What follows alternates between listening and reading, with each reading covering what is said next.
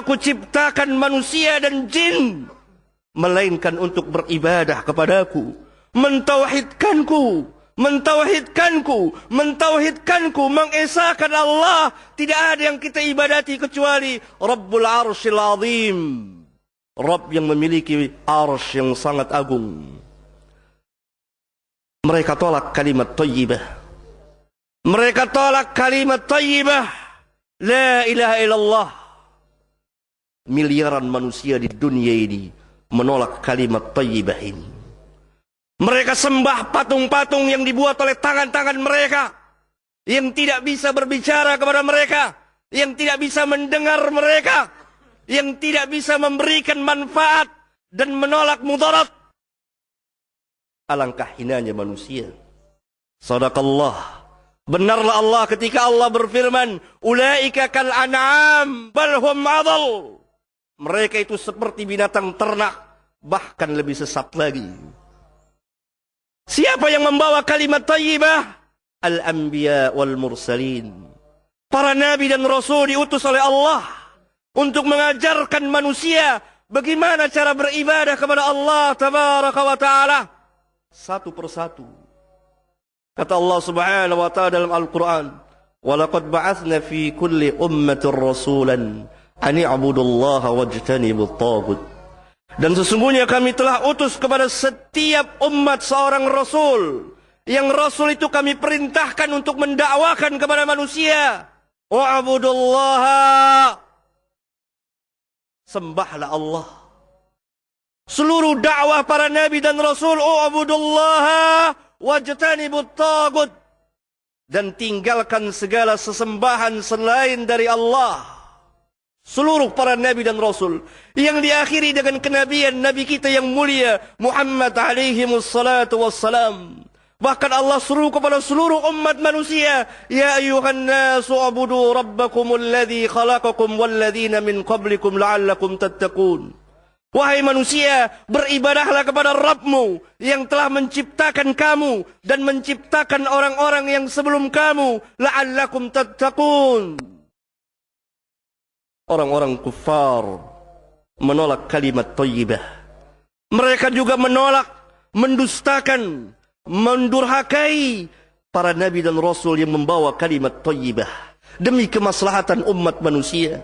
Oleh karena itu orang-orang kufar dahulu diingatkan oleh Allah, innahum kanu idza qila la ilaha illallah yastakbirun wa yaqulun, dan mereka berkata, a inna latariku alihatina li syairin majnun. Mereka berkata, patutkah kami tinggalkan Tuhan-Tuhan kami demi seorang penyair yang gila?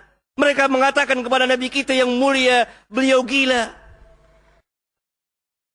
Padahal Allah subhanahu wa ta'ala telah tegaskan bahwa beliau bukan gila. Beliau bukan seorang majnun. Beliau adalah nabi dan rasul yang Allah utus untuk seluruh umat manusia. Wa ma arsalnaka illa kafatan linnas. Kami tidak utus engkau melainkan untuk seluruh umat manusia. Dan beliau membawa rahmat bagi sekalian alam. Wa ma arsalnaka illa rahmatan lil alamin. Maka lenyaplah, hancurlah segala bentuk kejahiliahan setelah Allah subhanahu wa ta'ala mengutus beliau membawa dinul Islam yang dibawa juga oleh para nabi dan rasul dari Adam sampai Isa bin Maryam, yang diakhiri dengan kenabian beliau alaihi wassalatu wassalam. Islam yang kamil, Islam yang sempurna, Islam yang mengatur hidup dan kehidupan manusia. Dunia mereka diatur, akhirat mereka diatur, sampai buang hajat pun diatur oleh Islam. Apa yang ditinggalkan oleh Islam? Wahai kaum muslimin, katakan kepada saya, apa yang ditinggalkan oleh Islam? Islam mengatur segala sesuatu. Oleh karena itu beliau sallallahu alaihi wasallam pada hajjatul wada pernah bersabda, kata beliau, ala kullu syai'in min amril jahiliyah tahta qadamai mawdu'un. Ketahuilah oleh kalian, segala sesuatu dari urusan jahiliyah yang ada sebelum beliau diutus, yang ada sebelum datangnya Islam, tahta qadamai, berada di bawah kedua telapak kakiku. Maudhu'un, dibatalkan. Segala urusan jahiliyah, tidak ada lagi zaman jahiliyah setelah diutusnya beliau. Tetapi kita dapat terkena sifat dan perbuatan jahiliyah. Segala yang bertentangan dengan hukum Allah, segala yang bertentangan dengan syariat Rabbul Alamin, segala yang bertentangan dengan sunnah Nabi kita yang mulia sallallahu alaihi wasallam adalah min amril jahiliyah. Tapi kegelapan jahiliyah secara menyeluruh telah padam, telah hancur, berada di bawah telapak kedua kaki beliau sallallahu alaihi wasallam, dibatalkan. Oleh karena apa? Islam memancarkan cahaya yang terang menerang datang untuk kemaslahatan umat manusia. Allah Subhanahu wa taala tegaskan, al-yauma akmaltu lakum dinakum wa atmamtu 'alaikum ni'mati wa raditu lakumul Islam dina. Pada hari ini aku telah sempurnakan bagimu agamamu dan aku telah cukupkan nikmatku kepadamu dan aku redha Islam sebagai agama bagimu. Islam yang mana? Berapa banyak kaum muslimin sekarang kebingungan, keheranan. Apakah saya dapat menjadi wakil Islam untuk menunjukkan kepada umat manusia, lihatlah Islam pada diri saya, lihatlah Islam pada keluarga saya, lihatlah Islam pada masyarakat saya?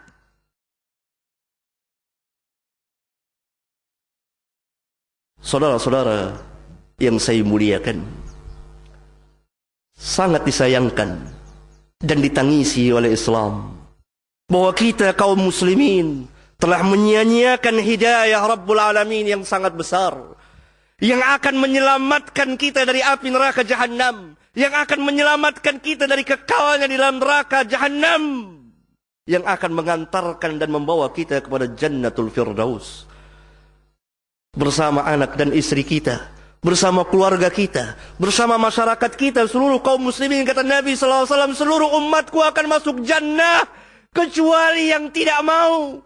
Adakah kaum muslimin yang tidak mau masuk surga? Kullu ummati yadkhulunal jannah.